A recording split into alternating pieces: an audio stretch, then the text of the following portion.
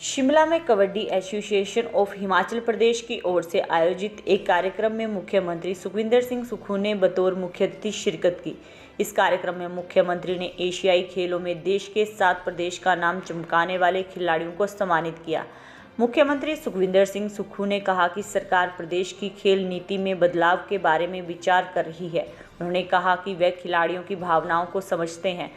हर बात कहकर पूरी नहीं होती, बल्कि कुछ करके भी पूरी होती है। उन्होंने कहा कि खिलाड़ियों की जो भावनाएं हैं उन्हें सरकार ध्यान में रखकर जल्द पूरा करेंगी।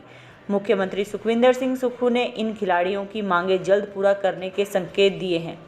मुख्यमंत्री ने इन खिलाड़ियों को देश विदेश का नाम चमकाने के लिए शुभकामनाएं भी दी। मंडे मीटिंग को लेकर मुख्यमंत्री सुखविंदर सिंह सुक्खू ने कहा कि आज उन्होंने अधिकारियों के साथ बैठक की। उन्होंने कहा कि प्रदेश भर में करीब 25,000 इंतकाल के मामले पेंडिंग पड़े हुए हैं। ऐसे में सरकार ने 30 अक्टूबर को विशेष इंतकाल अदालत लगाने का फैसला लिया है। इसमें पेंडिंग मामलों को जल्द से जल्द सुलझाने के लिए कहा गया है। आज कबड्डी एसोसिएशन के द्वारा ये सम्मान समारोह उन बेटियों के लिए रखा गया था जो बेटियां एशिया में हमारा परचम लहराया, देश का परचम लहराया, हिमाचल का परचम लहराया।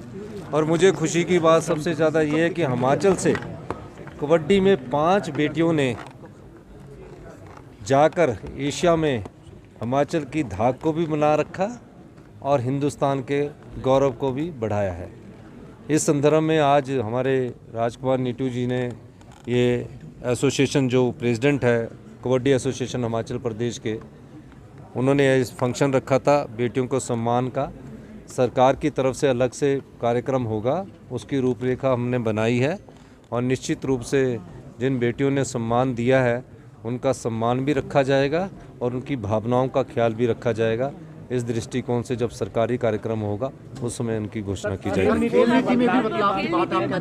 देखिए, खेल नीति में बदलाव की ज़रूरत है और खेल नीति पिछले काफ़ी सालों से चली हुई है। हमने नौकरी का कोटा तो रखा है, लेकिन कितने % को नौकरी मिलनी चाहिए उस दृष्टि से भी हमको सोचना पड़ेगा और ये भी देखना पड़ेगा कि उनके लिए सुविधाएं क्या देनी है। बेटी अपने दम पर तो काम कर सकता है, पुरुष भी अपने दम पर काम कर रही है, अपनी मेहनत से कर रही है, लेकिन अगर हम उनको और अच्छी सुविधाएं दें तो वो आगे आ सकती है। इस पर मैं खुद भी विचार कर रहा हूँ और खुद भी मेरी मीटिंग्स होगी और जल्दी ही हम खेल नीति में बदलाव करेंगे और खेलों में सुधार के लिए और अच्छे कदम उठाए जाएंगे। सर, क्या माने कि अब बेटियों को बाहर नहीं जाना पड़ेगा, हिमाचल में अच्छा मान सम्मान मिलेगा? निश्चित तौर पर बेटियों को अगर बाहर जाने की जरूरत पड़ रही है तो थोड़ा सा तो हमें भी सोचना पड़ेगा ना। सर, बर्फबारी का दौर भी शुरू हो गया है, क्या अभी तक आपके पास रिपोर्ट नहीं है? देखिए, 50 साल में पहली बार ऐसी आई, हम उससे उठे हैं। अभी आर्थिक तंगी के बाद भी हम उससे उठे हैं और मुझे खुशी है कि मैं सभी प्रशासनिक कर्मचारी अधिकारियों का धन्यवाद करना चाहूँगा कि जितनी तेज़ी से कार्य हुआ, ये आप भी देख रहे हैं, उतनी तेज़ी से कार्य बहुत कम जगह देखने को मिलता है। लेकिन जिस स्पीड से हमने काम किया, चाहे सेब का सीज़न लगाने की बात थी, चाहे सड़कों को दुरुस्त करने की बात थी, हमने पूरी तेज़ी से काम किया। और आज जो बारिश हुई है रेगुलर बारिश है, इससे कोई ज़्यादा फर्क पड़ने वाला है। हाँ, मंडे मीटिंग में आज मैंने सभी अधिकारियों की मंडे को मीटिंग लेता हूँ सुबह 11 बजे से। वैसे मैंने इस कार्यक्रम में 11 बजे आना था, लेकिन मंडे मीटिंग का मुझे पता नहीं था। मंडे मीटिंग में आज हमने फैसला किया कि आम लोग और गरीब लोगों के इंतकाल नहीं होते। 25,000 के करीब लोगों के इंतकाल फंसे हुए हैं।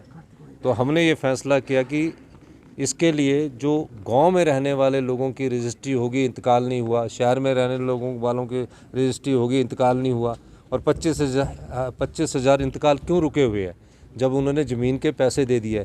तो इस दृष्टिकोण से हमने 30 अक्टूबर को इंतकाल अदालत का आयोजन किया जाएगा और जितने इंतकाल बचे हैं 25,000 से जितने उस दिन हो सकते हैं उनको कम किया जाएगा और उसके बाद और जो इंतकाल बचे होंगे उनको धीरे धीरे और कम किया जाएगा ताकि आम आदमी तक सरकार के जो कार्य योजना वो पहुँचे। इस इंतकाल अदालत के लिए दिशा निर्देश जारी कर दिए गए हैं।